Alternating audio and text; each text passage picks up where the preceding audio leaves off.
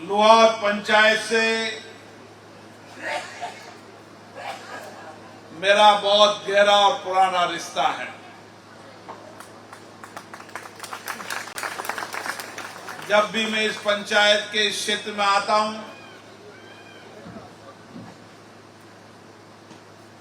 मुझे सब अपने परिवार के चिर परिचित लोग मिलते हैं और लंबे समय से लुहावत के कुछ महत्वपूर्ण मुद्दे थे।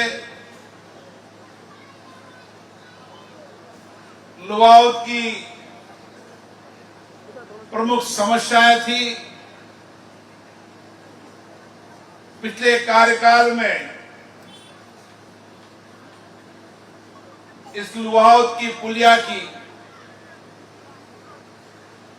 मांग लोगों ने की थी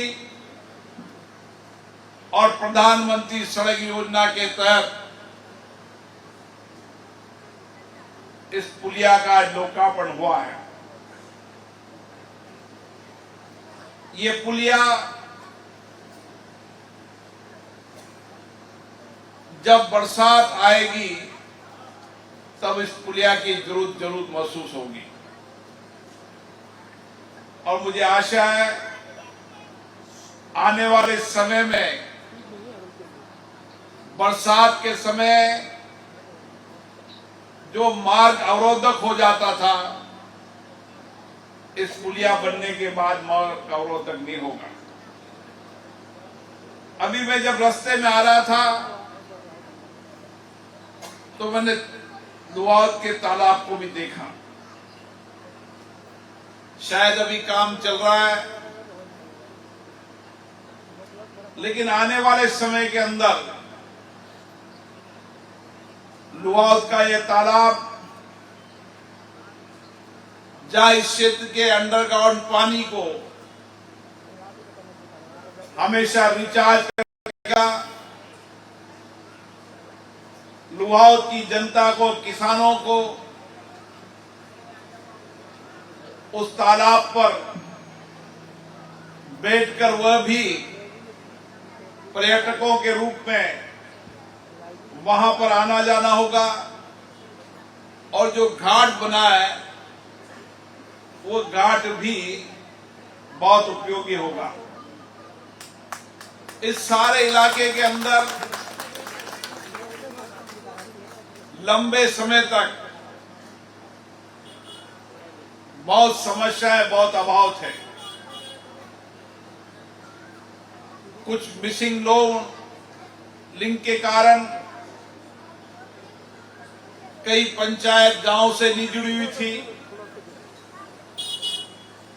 कई गांव में सड़कें नहीं थी।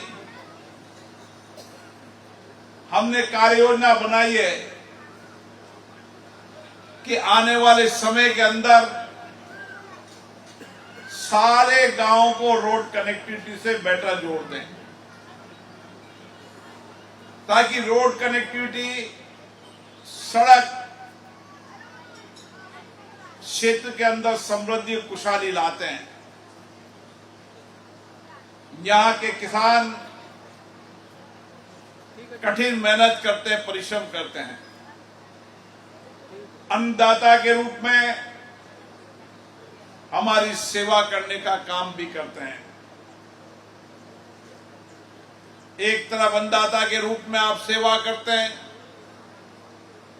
दूसरी तरफ भारत का किसान का बेटा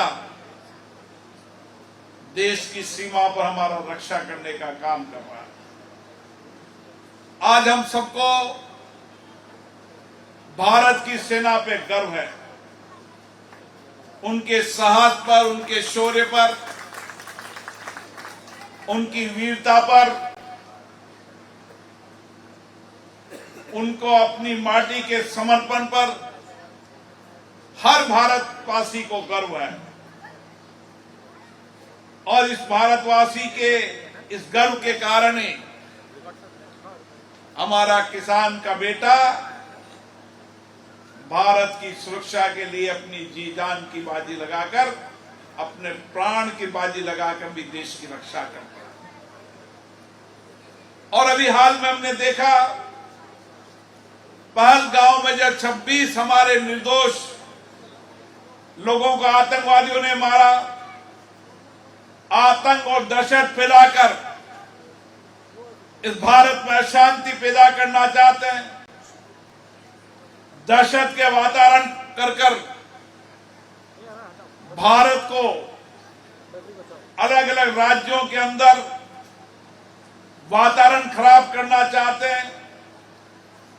लेकिन अब ये मोदी जी का राज है। हमारी इसी सेना ने उन आतंकवादियों को उनके घर के अंदर, उनकी राजधानी के अंदर जाकर आतंकवादियों को नस्ताभूत करने का काम किया, मिट्टी में मिलाने का काम किया और एक ऐसा सबक सिखाया है कि कभी आतंकवादी भारत के अंदर आतंकवाद की कोई गतिविधियां नहीं कर पाएंगे। अगर उन्होंने फिर कोशिश की तो फिर उसके गंभीर परिणाम होंगे। ये हमारी भारत की सेना का शौर्य है। और ये किसान का बेटा चाहे रेगिस्तान की तपती गर्मी के अंदर हो, चाहे सर्द के अंदर लेह लद्दाख जम्मू कश्मीर में हो, जिस सर्दी के अंदर आदमी खड़ा हो तो बर्फ की तरह जम जाए, वहां भी किसान का बेटा -25 डिग्री पर भी हमारी देश की रक्षा करने का काम करता है। ये भारत का किसान, ये भारत के किसान का गौरव है और यही समर्पण सेवा आज दुनिया में भारत का अलग महत्व रखती है। हम दुनिया के अंदर, भारत आज सामर्थ्यवान हो रहा है, भारत दुनिया के अंदर आगे बढ़ रहा है। हम सब पूरी सामर्थ्य के साथ भारत को विकसित भारत बनाने के सपने के संकल्प की ओर बढ़ रहे हैं। 1947 के अंदर जब देश आजाद हुआ था, एक हिस्सा पाकिस्तान बना, एक हिंदुस्तान बना। आज पाकिस्तान के हालात क्या है? 2 टाइम की रोटी के लिए संघर्ष करना पड़ रहा है। आज इसी 75 वर्ष की लोकतंत्र की यात्रा के अंदर भारत दुनिया का सबसे तेजी से बढ़ता हुआ अर्थव्यवस्था का देश बन रहा है और उस अर्थव्यवस्था के अंदर सबसे बड़ा योगदान है तो देश का किसान है, उनका मजदूर का है, देश के नौजवान का है, जिसने कड़ी मेहनत कर भारत को आर्थिक मजबूत बनाने में योगदान दिया है। यह हमारा सारा इलाका भी कृषि प्रधान इलाका है और कृषि प्रधान इलाका होने के कारण यहां की जो बुनियादी सवाल है, चाहे नहरी तंत्र को सुदृढ़ करना हो, चाहे बिजली की व्यवस्था हो, चाहे रोड कनेक्टिविटी की व्यवस्था हो, इंफ्रास्ट्रक्चर के रूप में हम विशेष रूप से ध्यान देकर मैं को विश्वास दिलाता हूं, आने वाले समय के अंदर 2300 करोड़ रुपए की योजना से हमारी सभी नहरें और सब ब्रांच पक्की हो जाएगी और हर खेत तक पानी पहुंचेगा।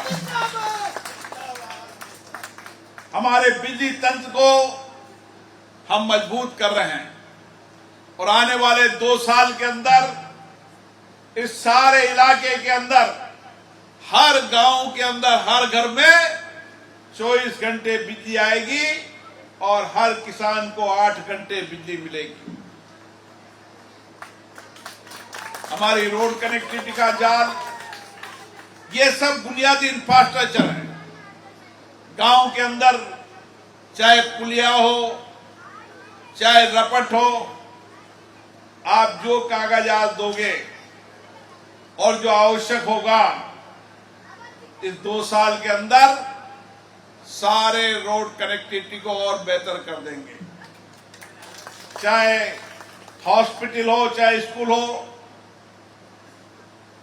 चाहे इंटरनेट कनेक्ट हो, हर गांव के अंदर गांव में बैठकर किसान का बेटा देश और दुनिया की पढ़ाई कर सके, इसके लिए भी हमारे प्रयास जारी हैं। आने वाले समय के अंदर जैसे जैसे इंफ्रास्ट्रक्चर बढ़ेगा, पहले तहसील स्तर पर, फिर पंचायत स्तर पर, हम डिजिटल लाइब्रेरी बनाएंगे ताकि उस डिजिटल लाइब्रेरी से किसान का बेटा उस लाइब्रेरी में बैठकर देश और दुनिया की पढ़ाई कर सके। मुझे याद है, इस भारत के अंदर जितने भी बड़े लोग हुए हैं, वो सब अभाव में, कठिनाई में, चुनौतियों में रहकर उन्होंने देश का नाम बढ़ाया है। चाहे हमारे पूर्व राष्ट्रपति अब्दुल कलाम आजाद जी हो, चाहे हमारे जाकिर हुसैन जी हो, चाहे राष्ट्रपिता महात्मा गांधी हो, जितने भी नाम मैं ले रहा हूं, जयप्रकाश नारायण हो, हर व्यक्ति ने क्रांति का बिगुल बजाया है, तो अभाव में रहकर, कठिनाइयों में रहकर बनाया है। और इसीलिए जब हमारे वैज्ञानिक, जिनकी कहानियां पढ़कर, जिन्होंने तमिलनाडु के एक छोटे से गांव के अंदर अंधेरे में पढ़कर एक भारत के वैज्ञानिक और राष्ट्रपति का सफर तय किया, तो हम सबको प्रेरणा मिलती है कैसे अभाव में रहकर भी बड़ा व्यक्ति बन सकता है। और इसीलिए हम चाहते हैं कि गांव का व्यक्ति भी उस सारी व्यवस्थाओं से संपन्न बने। और इसीलिए मेरा विश्वास, भरोसा है, जो आपकी अपेक्षाएं, जो आपकी आकांक्षाएं, हम पूरी कोशिश कर रहे हैं कि इस 2 साल के अंदर, इस 3 साल के अंदर जो काम 75 साल में नहीं हुए, वो 3 साल के अंदर हम पूरा कर इस सारे क्षेत्र की आकांक्षाओं को पूरा कर सकें। हमारा तो प्रयास ये भी है कि 75 साल तक जिन बातों को लेकर अभाव में है, इन 3 साल के अंदर चाहे कितना भी कठिन परिश्रम करना पड़े, लेकिन 3 वर्षों के अंदर हर बुनियादी समस्याओं का समाधान करने का हमारा लक्ष्य है।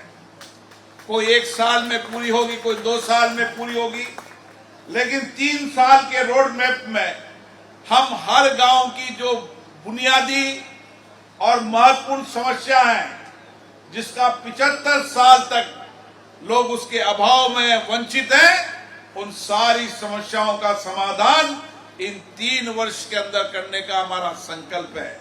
मैं पुनः लोहावत के लोगों को आज 9 करोड़ के लोकार्पण शिलान्यास की बधाई देता हूं, और मुझे आशा है आने वाले समय के अंदर हम सब मिलकर और काम करेंगे।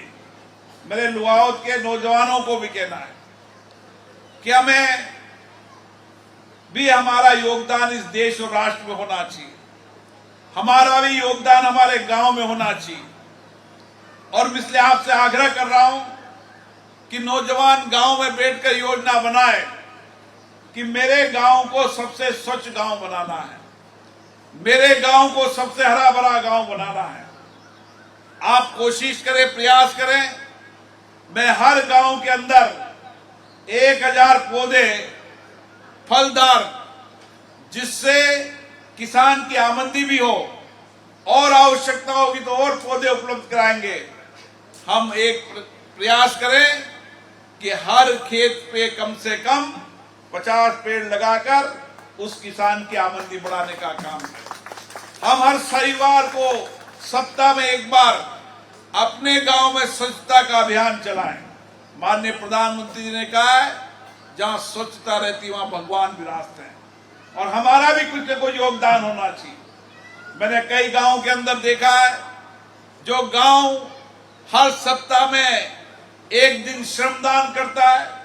अपने गांव में चाहे पानी रोकने का काम हो, चाहे पेड़ लगाने का काम हो, चाहे सामाजिक सेवाओं के रूप में कोई अभाव है, गरीब है, वंचित है, उसकी सेवा करने के लिए वहां के नौजवानों का योगदान सब लोग याद करते हैं।